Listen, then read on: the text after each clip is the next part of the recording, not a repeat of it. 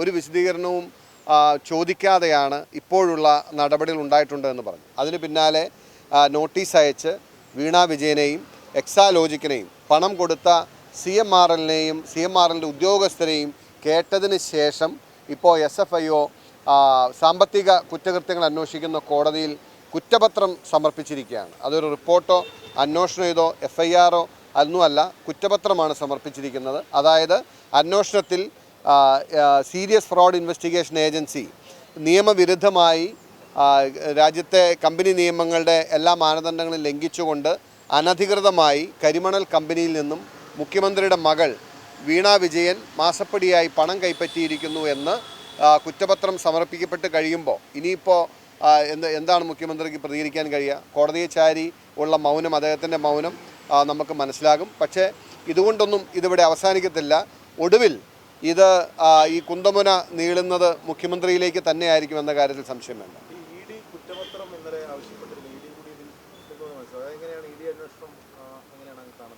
അത് ഇപ്പോൾ ഞാൻ നേരത്തെ ഒരു വട്ടം ഇത് പറഞ്ഞിരുന്നു.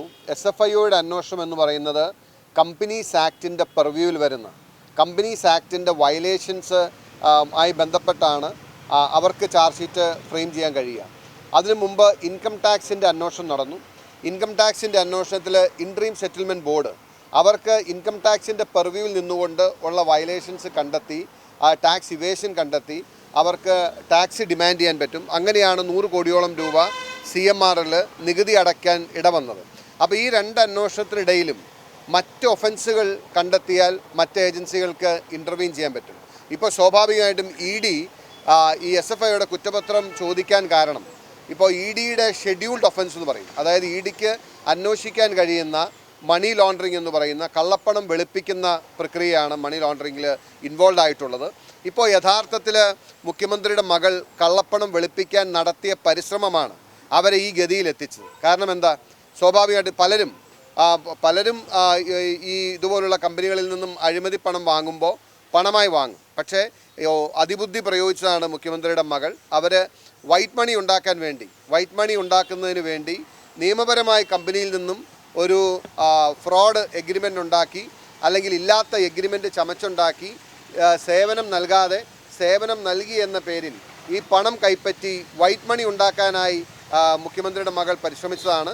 ആ വൈറ്റ് മണി ഉണ്ടാക്കാൻ നടത്തുന്ന പരിശ്രമം എന്ന് പറയുന്നതാണ് കള്ളപ്പണം വെളുപ്പിക്കൽ എന്ന് പറയുന്നത്. അതായത് വീണ വിജയൻ്റെ കയ്യിൽ, പിണറായി വിജയൻ്റെ കുടുംബത്തിൽ എത്തിയ പണം എന്ന് പറയുന്നത് അഴിമതി പണവും കള്ളപ്പണവുമാണ്. ആ കള്ളപ്പണത്തെ വെളുപ്പിക്കാൻ നടത്തിയ പരിശ്രമം ED അന്വേഷിക്കേണ്ട ഷെഡ്യൂൾഡ് ഒഫൻസിൻ്റെ പട്ടികയിൽ വരുന്നതാണ്.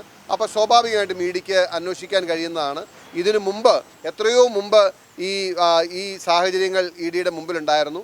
സ്വാഭാവികമായിട്ടും അവരുടെ നടപടി എന്താണെന്ന് നമുക്ക് കാത്തിരുന്ന് കാണാം. ഈ കേന്ദ്ര ഏജൻസികളുടെ പല അന്വേഷണങ്ങളും, പ്രത്യേകിച്ച് പല കേസുകളുടെ അന്വേഷണവും പൊളിറ്റിക്കൽ സെറ്റിൽമെൻ്റ് ആവുന്നു എന്നുള്ള ആരോപണം കോൺഗ്രസ് ഉന്നയിക്കാറുണ്ട്. അപ്പം ഈ കേസിലും എങ്ങനെയായിരിക്കും? എന്താണ് നിങ്ങളുടെ ഒരു പ്രതീക്ഷ ED കൂടി വരുമ്പോൾ?